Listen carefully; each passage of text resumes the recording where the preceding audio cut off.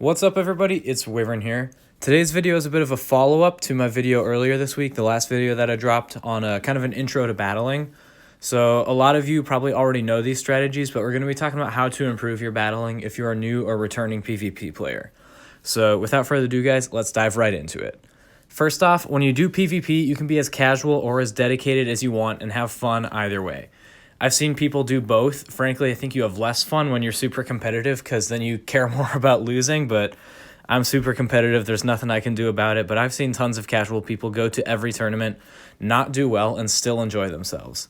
As someone who's very competitive, I enjoy winning, so I strive to be the best that I can, so I use and implement a lot of these tips and tricks myself in my tournaments as well, so I hope that they're able to benefit you guys as well. Something I said in another video, the first tip that I have, practicing and using the right resources to build your team, such as pvpoke.com and other YouTube channels, is crucial to improvement. If you just kind of go based off of what Pokemon you think are best and don't actually look at what Pokemon are best for the specific meta, you're not going to do that well. You might bring kind of an off-meta team. That's pretty much what I did for Tempest Cup. I had some on-meta Pokemon like Altaria and Whiscash, but that was pretty much exclusively from watching Trainer Tips, who definitely promotes PvP, but by no means is a PvP YouTuber, so you really need to use those resources. I didn't know about PvPoke at the time. Tempest Cup was my first tournament. My community didn't host Boulder or Twilight, and I wasn't able to find any. On a weekend I was free, so that's kind of how that went about. Memory is also very important in doing well in PvP. Not paying attention has cost me several matches, so that's something that I need to improve on, but it is absolutely crucial to doing well. You need to remember your opponent's Pokemon when they switch out, and you need to remember if and how much energy they had charged up.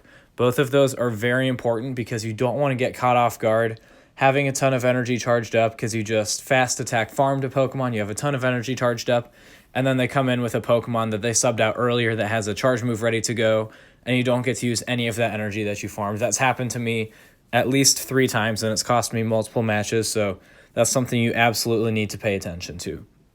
Another key point is knowing when to use your shield. You need to know your typings and your moves on your opponent's Pokemon, so a lot of that is paying attention to the top meta Pokemon in each cup. You do not want to just shield the first thing that comes at you. It's okay to be shield baited. It happens to everyone, but you need to know what to anticipate. You need to know, like, if your opponent's running in a Alolan Raichu, okay, maybe they haven't charged up enough energy to get to a Wild Charge yet, so I'm definitely getting shield baited here. You want to let that Thunder Punch through. So a lot of that just goes back to paying attention to the meta and knowing what moves different Pokemon have, but knowing when to use your shield is very important. One move a lot of people do is charging energy before switching. That's something I would say is a lesser tip, but it can definitely catch people by surprise. Going back to that memory thing is remembering that your opponent has energy charged. You can do that yourself. So if you're in a matchup that you know you're not going to win, but it's not the worst matchup, you're able to kind of farm it a little bit, get enough energy for that first charge move, and then sub out, so that when that Pokemon comes back in, you can just drop that charge move right away. Hopefully your opponent is out of shields by that point or something like that. I used that strategy a lot for Kingdra and Rainbow Cup, and it worked pretty well for me there. So that's one kind of pretty basic strategy you can use.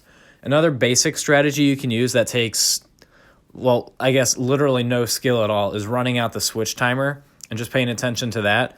So after one of your Pokemon faints, but you've switched already, you can wait that full 15 seconds to switch a Pokemon in, and that will kind of tick back on the switch timer.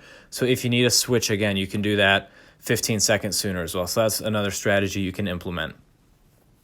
Knowing counters for top Pokemon in each meta, such as Vigoroth in the Jungle Cup, and the fact that Breloom, Heracross, and Wigglytuff all counter him, you want to have a good team building strategy, which goes into my next point of leading with a thick or neutral Pokemon like Fortress. Those two kind of coincide. They're both kind of in regards to building your team of 3 in your tournament, but you need to know how to counter Pokemon that you're definitely going to see, and you need to bring Pokemon that you know will be good leads. So I really like Fortress as a lead because he's thick, he can absorb, and he gives you time to think about the matchup before you need a switch or leave him in. And then I like to know that I have Heracross as a counter to Vigoroth. So those are two things that are very important. But that's pretty much going to wrap up this video, guys. I know it was another short one today.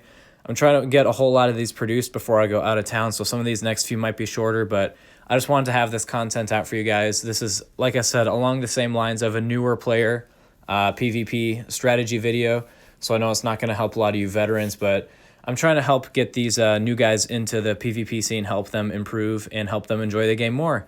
I hope you guys enjoyed this video. If you did, please be sure to like and subscribe, and until next time, guys, I'm Wyvern.